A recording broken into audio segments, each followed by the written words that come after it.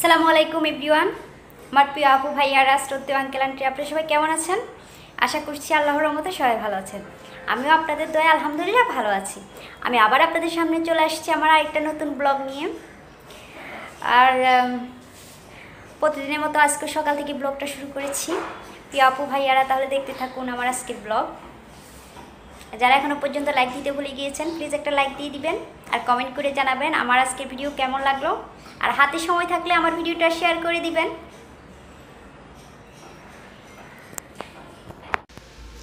মাঝে মাঝে একেবারে আনকমন কিছু খেতে ইচ্ছে করে, তখনই মাছ মাংস আর খেতে ভালো লাগে না। অর্থাৎ যখন মুখের রুচি চেঞ্জ হয়ে যায় আর তখনই ঝালঝাল কিছু খেতে ইচ্ছে করে। আর তখনই আমি তৈরি করে নিই ঝটপট কিছু ভর্তা, অর্থাৎ যে কোনো ভর্তা তৈরি করি একটু ঝালঝাল করে, যেহেতু খেতে ভালো লাগে আর মুখের টেস্টটাও যেহেতু ফিরে আসে, অর্থাৎ মুখের রুচিটাও যেহেতু ফিরে আসে সেজন্য। আর আজকে ভাবলাম আর মাছ মাংস কিছুই রান্না করব না, একটু আনকমন কিছু তৈরি করি। তো আপনাদের ভাইয়াকে জিজ্ঞেস করলাম, ও বলল ঠিক আছে, কোনো সমস্যা নেই, মাঝে মাঝে আনকমন কিছু খাওয়া যেতেই পারে, এতে কোনো সমস্যা নাই। তাই ভাবলাম আজকে কিছু ভর্তা করব। আর এখানে আমি পেঁয়াজ কাঁচামরিচ কেটে নিচ্ছিলাম।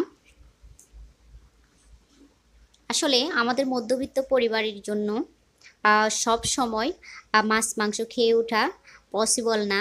তাই আমাদের উচিত যেভাবে আমাদের হাজবেন্ডের আয়ের সীমাবদ্ধের মধ্যে থেকে, অর্থাৎ আমার হাজবেন্ডের আয়ের সীমার মধ্যে থেকে আমরা সংসারটা চালাতে পারি, সে ব্যবস্থা প্রতিটা মধ্যবিত্ত পরিবারের গৃহিণীদের করা উচিত।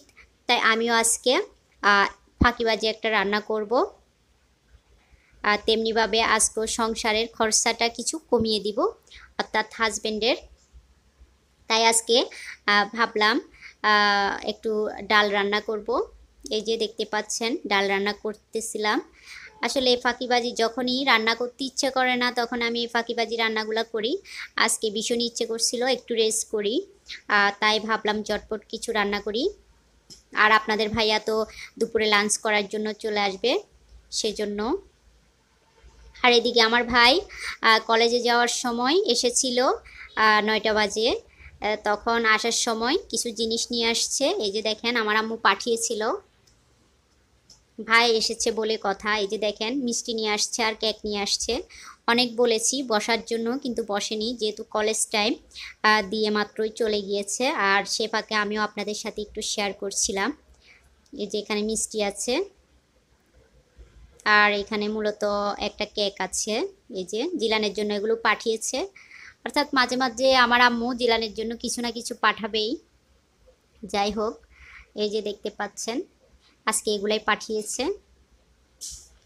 আসলে ভাইরা থাকলে এরকম অনেক সুবিধাও থাকে, যখন তখন ঝটপট করে মায়েরা মেয়েদের বাড়িতে জিনিস পাঠাতে পারে।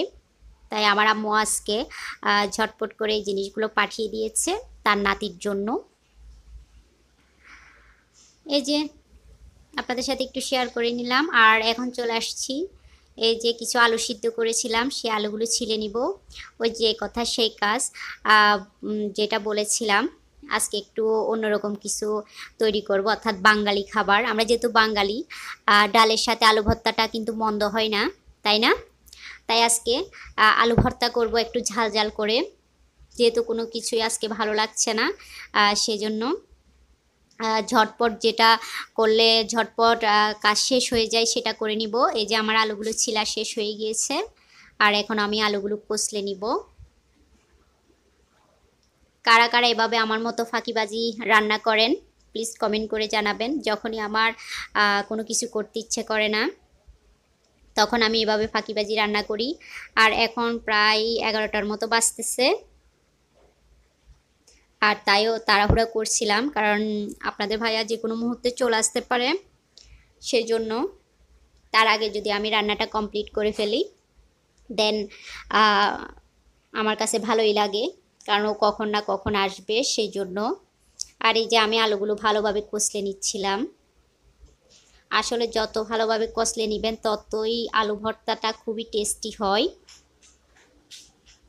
আর আজকে প্রচণ্ড গরম পড়ছিল আর রোদ উঠেছিল, সেই জন্য গরমটাও বেশ পড়েছে। তো অনেক দিন একটানা বৃষ্টি হওয়ার পরে গরমটা পড়তেছিল, সেই জন্য একদম অস্থির লাগতেছে। আর এই যে আমার আলুগুলো কষলানো শেষ। আর এই যে এদিকে পেঁয়াজ নিয়ে নিয়েছি আর শুকনো মরিচগুলো টেলে নিয়েছি। ছোটবেলায় যখন আম্মু আলু ভর্তা করতো তখন বসে থাকতাম সেদ্ধ আলু খাওয়ার জন্য। কারা কারা আমার মতো এমনটা করতেন? আর তখন যে কেমন জানি সেদ্ধ আলুটা ভালোই লাগতো। আর এখন বড় হয়ে গিয়েছি মনে হয়, সেজন্য আর সেদ্ধ আলুটা ভালো লাগে না। আর তখন বলতাম যে আলুটা ছিলে একটু আমাকে দাও, এমনই করতাম মায়ের সাথে, অর্থাৎ বায়না ধরতাম। কারা কারা আমার মতো এমন করতেন প্লিজ কমেন্ট করে জানাবেন। আর এই যে আমি এখানে সরিষার তেল দিয়ে দিচ্ছি। এখন পেঁয়াজ আর শুকনা মরিচগুলোকে ভালোভাবে মাখিয়ে নিব। এই মাখামাখির মধ্যে ভর্তাটা অনেক টেস্টি হয়। যারা এভাবে মাখামাখি করেন তারা তো অবশ্যই জানেন, হাতে মাখানোর ভর্তার তো টেস্টটাই আলাদা। আসলে আগে আমার কাছে খুবই আনইজি লাগতো এভাবে হাতে মাখিয়ে ভর্তাটা তৈরি করতে, কিন্তু তারপর আস্তে আস্তে আপনাদের ভাইয়ার কাছ থেকে শিখে নিয়েছি। আপনাদের ভাইয়া এভাবে করে ভর্তাটা তৈরি করতো। দেন তারপর থেকে আমিও চেষ্টা করি এভাবে করে ভর্তাটা তৈরি করি। আসলে আমার অনুপ্রেরণা হচ্ছে আপনাদের ভাইয়া, ওর কাছ থেকে আমি অনেকটা কাজ শিখেছি। অনেকটা না, প্রায় সংসারের টুকিটাকি কাজ আপনাদের ভাইয়ার কাছ থেকে আমার শেখা। যেহেতু আগে অনেকটা বুঝতাম না কিছু, তো আপনাদের ভাইয়া সব কিছু আস্তে আস্তে করে শিখিয়েছে। আর এই যে দেখেন আমার আলু ভর্তাটা এখনই খুব লোভনীয় লাগছিল।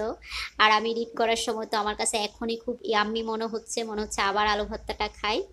আচ্ছা যাই হোক, এখন তো দেখতেই পাচ্ছেন আলু ভর্তাটা খুবই লোভনীয়। আপনারা যারা এভাবে আলু ভর্তাটা তৈরি করেন নাই প্লিজ এভাবে তৈরি করে দেখবেন, খেতে খুবই অসাধারণ। সাথে যদি ডাল থাকে তাহলে তো আর কোনো কথাই নেই। আলু ভর্তা আর ডাল খুব অসাম একটা রেসিপি, আর দুইটার কম্বিনেশনটা জাস্ট অসাধারণ হয়।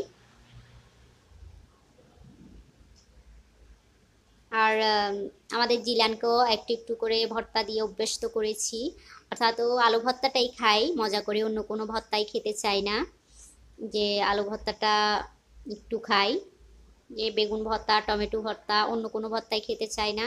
তা আমার মাঝে মাঝে আলু ভর্তাটাই বেশি করা হয়, কারণ ছেলে যেহেতু আলু ভর্তাটা একটু খায় সেজন্য আলু ভর্তাটাই করা হয়। এই যে দেখেন খুবই লোভনীয় হয়েছে আমার আলু ভর্তাটা। এই যে দেখতে পাচ্ছেন আমার আলু ভর্তার ফাইনাল লুক। আর এদিকে আমার ডালটাও হয়ে গিয়েছে, এই যে দেখেন ডালটার কালারটাও খুবই ভালো আসছে আর খেতে অনেক সুস্বাদু হয়েছিল। এভাবে ডাল যেদিন রান্না করব আমি সেদিন আলু ভর্তাটা করবই, আর সেটা খুবই ভালো লাগে। আর এই যে এখন চলে আসছি গোসল করে দুপুরের খাবার খাওয়ার জন্য। এখন দুপুরের খাবারটা খেয়ে নিব। আর গতকালকে যে করলা ভাজাটা ছিল, আজ আমি প্রথমেও করলা ভাজাটা একটু নিয়েছি, কারণ শুকনা শুকনা ভাত দিয়ে করলা ভাজা খেতে খুবই ভালো লাগে আগে, সেই জন্য করলা ভাজা একটু নিলাম। তারপর দেন আমি আলু ভর্তা আর ডাল নিব। আর এভাবে গরম গরম ভাতের সাথে তো করলা ভাজা খুবই অসাধারণ লাগে। যাই হোক এখন দুপুরের লাঞ্চটা করে নিই। আর আপনাদের ভাইয়া এসেও দুপুরের খাবারটা খেয়ে গিয়েছে। দেন এখন আমি রিল্যাক্স হয়ে দুপুরের খাবারটা খেতে বসেছি। জিলানও খেতে বসেছি আমার সাথে একসাথে। দেন আমরা মা ছেলে এখন দুপুরের খাবারটা খেয়ে নিব।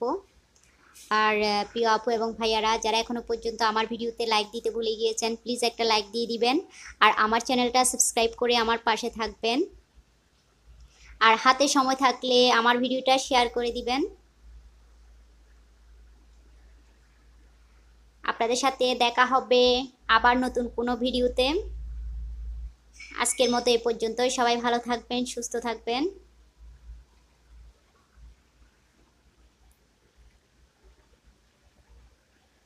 আর বেশি বেশি আমাকে সাপোর্ট করবেন।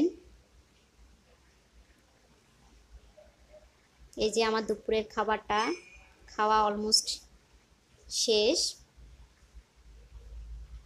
প্রিয় আপু ভাইয়ারা যারা এখনো পর্যন্ত আমার ভিডিওতে লাইক দিতে ভুলে গিয়েছেন, প্লিজ একটা লাইক দিয়ে দিবেন আর আমার চ্যানেলটা সাবস্ক্রাইব করে আমার পাশে থাকবেন। আর হাতে সময় থাকলে আমার ভিডিওটা শেয়ার করে দিবেন। ওকে, আল্লাহ হাফেজ, সালামু আলাইকুম।